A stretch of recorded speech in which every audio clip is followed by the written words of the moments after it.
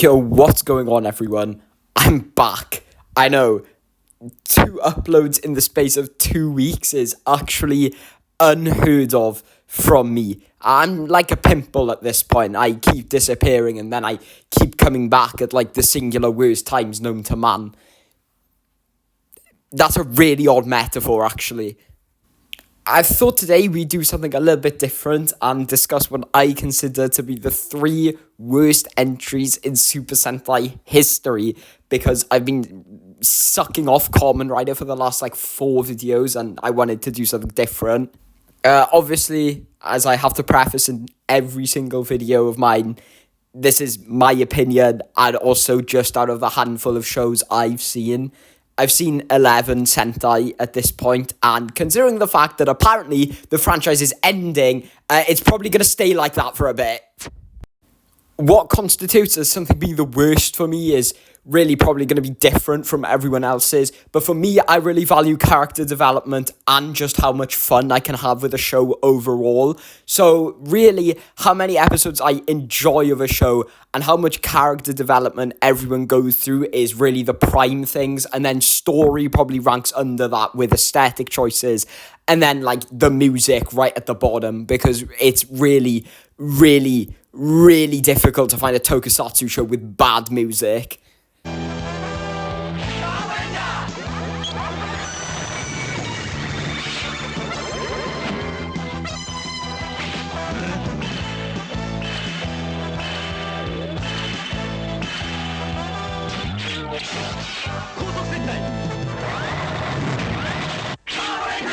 Right, so I know I said it would be 3, but I want to give a shout out to Turbo Ranger, which was my first ever Sentai.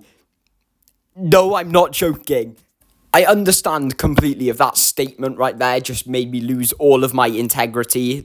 For the 15 of you that are actually subscribed and actually listen to my very questionable opinions at times. You can all unsubscribe now, okay? Because who the fuck starts with Kokuso Sentai Turbo Ranger as their introduction to Sentai? What the fuck? Out of the 6 episodes of this show I've watched, can you guess how many I enjoyed?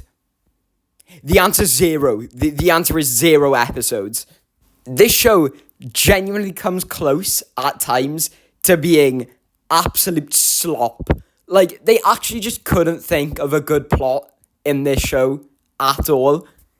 In episode 1, they repeatedly meet this fairy called Shihon or something, and basically they also meet this scientist guy called Dr. Dazai, who, can I just point out, doesn't believe in fairies. This is an important plot point. He can't see Shihon because he doesn't believe in fairies. He then proceeds to whip out a magical device that lets him replay a fairy-human battle against the main villains of the show from 10 AD. And he doesn't believe in fairies, despite having visual proof that they at one point existed and lived alongside people. And all of this happens in episode 1. Someone got paid to write this. Ranting aside, I haven't actually fully seen Turbo Ranger, but the first episode is so catastrophically shit that I feel like I need to mention it.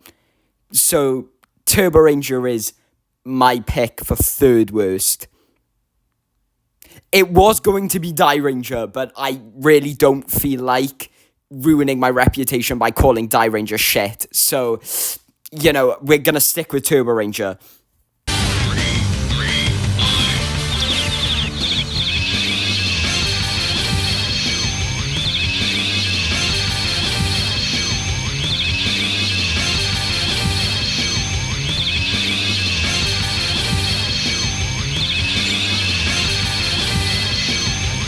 Yeah, so Mega Ranger isn't very good. I get it, the show was made on a shoestring budget because they had no money left from O Ranger and Car Ranger, but that doesn't really excuse how redundant this show is. I'm pretty sure the writers of the show got stuck in like a time loop or something, because this show does not stop spamming shitty fucking filler episodes for no reason. I don't get it. It's awful. I really don't like the way this is set up. It's just constant, and there's like no substance to it. No one grows or changes by the end of the show, for fuck's sake. That's all the characters are just a bunch of traits that are consistently written throughout the show. And don't get me wrong, I'm not trying to complain that they're written consistently, because let's be honest here, we'd all much rather have consistent character traits with no development than have a character trait be all over the place.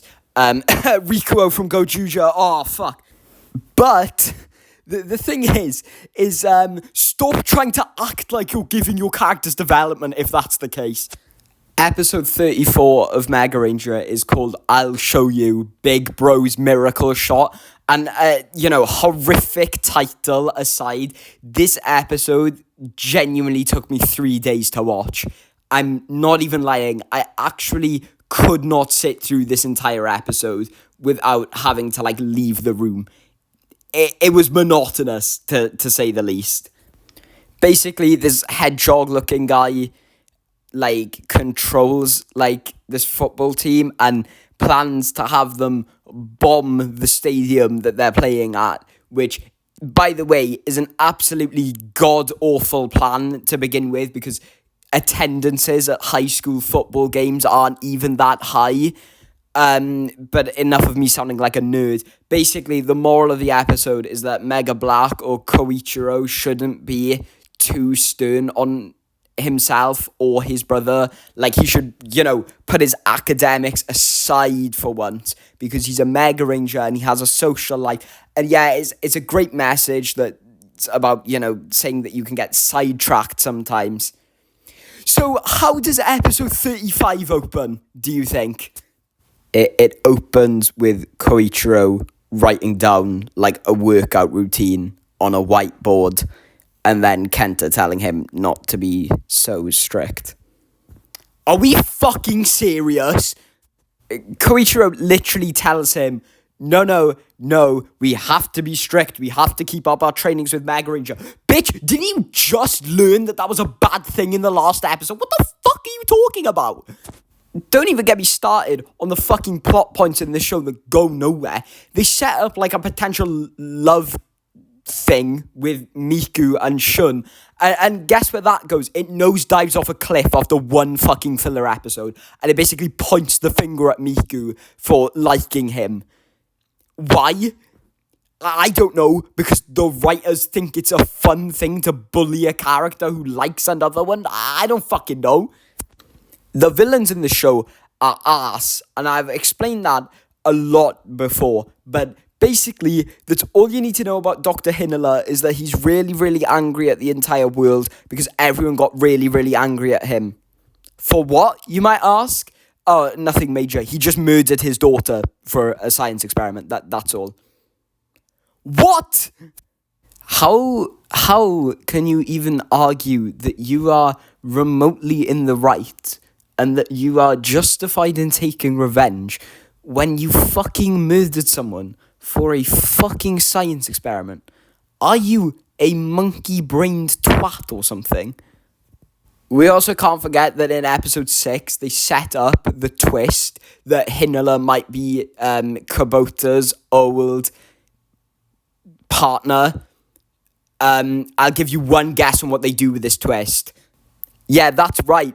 If you said, they pull off the twist in the same episode they fucking establish it in, then well done. You get brownie points. Because seriously, in what world does one set up a twist at the start of an episode and then fucking resolve it at the end? What the fuck? Kubota doesn't even know, by the way, by the end of the episode, that Hinala is his old partner, Dr. Samajima. No. Hinala literally turns to the camera and goes, Kubota, I am not Samajima anymore. I'm Hinala. Who the fuck wrote this show? Out of 50 or 51 episodes, I can wholeheartedly say I enjoyed like 3. The first episode, the episode where like Chisato loses her voice, and the finale.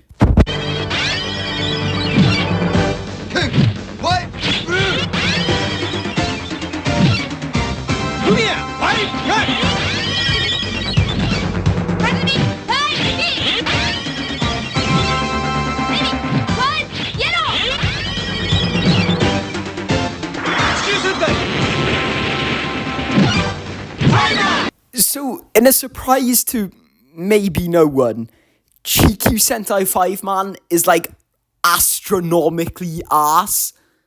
This might actually be one of the only Sentai I advise someone not to watch, because it is so bad, so boring, and goes absolutely fucking nowhere, to the point where you just feel like you wasted 50 episodes of your life watching this shit.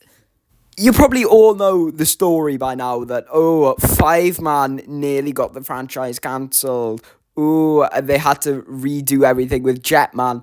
And yeah, that's partially true, but you may have also seen that tweet on Twitter recently that said, 5 Man actually was the highest rated Sunday morning kids show in Japan at the time. Who gives a fuck? The show is still arse. 5 Man is unironically so shit that the actors actually have all blocked 5 Black's actor on Twitter because he genuinely posts tweets saying that 5 Man is like a top 5 Sentai. Yeah, you're right, bro. It's a top 5 worst Sentai, for fuck's sake. 5 Man follows the 5 worst teachers in the world as they fight off the Imperial Army Zone, who want to take over Earth as it would be their 100th planet to take over, which would give their, leader, Volgaia, eternal life. How do I know this? Because I read the plot summary on Wikipedia, okay? Because I've blocked all of 5 Man out of my brain, because the PTSD I have from watching that show is genuinely remarkable. You know how some people delude themselves into thinking Battle Fever J was the first Sentai, and then Go Ranger and Jaka were added in later with O Ranger? That's not true, by the way. Just want to point that out. Well, I'm deluding myself into thinking that 5 Man never happened and it didn't exist, because oh my fuck, I genuinely don't have one positive thing to say about this show. The suits, ugly. The changers honestly look like bootleg dildos that got, smashed up in the mail. The fucking music is kind of actually just really vanilla and plain. It's not too bad, to be fair, but the characters, they don't even call 5 Blue by his real name until, episode 12. What Sentai doesn't give one of its members a development-focused episode until the 12th episode? Yeah, that's right, 5 Man. 5 Man pretty much redoes the Sentai formula that, by this point, Sentai had been doing for, 20-odd years. Looks it straight down the eyes and basically goes, okay, how can we do everything that Go Ranger did, but dramatically worse and more autistic? There's a mind control episode in 5 Man when Chevalier comes down to Earth and he plays a song, and he quite literally, controls all of the women, including the 2 girls on the 5 Man team, to, love him, and bang, he's already taken over half of Japan, which really, really paints the rest of Zone in a positive light, I swear. But you want to know how Kasumi and the other one that I can't remember the name of come over this hypnosis? They literally just don't. They just snap out of it for no real reason. 5 Man also has a body switch episode between 5 Yellow and 5 Black. It's boring, don't watch it. 5 Man also kills off its Red Ranger. That episode is genuinely probably a contender for the worst Sentai episode, maybe of all time. It's quite literally just titled Gaku Dies, which I find hilarious. But let me just give you a plot rundown of this episode, and I'll show you the level of writing we're on here for 5 Man. So basically, on Gaku or Five Red's birthday, Zone create a monster that has like this spiral thing in his chest that can stop time. And they use this to freeze the five men mid-battle. And basically, Chevalier goes in there and claps up Gaku so hard that he falls off a cliff and dies. Wow. Fucking cinema. What happens next is awful. It is so fucking bad. So Five Pink, who's called Kasumi, immediately upon seeing her brother flatline on an operating table, by the way, joins Zone and plays up this whole like card of, oh, well, if they can kill one of us, they can kill all of us. We shall join them now and, you know, we can be spared type shit. But actually, it's all a trick, and she becomes the Monster of the Week's slave and like collects diamonds for him. Do you want to know how Gaku comes back to life at the end of this episode? Kasumi turns to the Monster of the Week and tells him, oh, I left the most valuable diamonds in the world back at the museum. Can you rewind time 4 hours, please? And the monster does it without hesitation, and bang, Gaku's alive. I am not lying when I tell you watching that episode was genuinely the worst I have ever felt about my self-esteem in my life. I cannot actually believe a team of people at the Toei offices looked at the script for this episode and were like, yeah, that's a perfectly acceptable thing to put on TV. Did they not just have standards or what back in 1990? Like, what the fuck? Who thinks of this? And how does someone think of something this shit? High key, boys, we are done here. That's it. I've got like 300 hemorrhoids from talking about Five Man. Thanks for watching. I'll see you next time.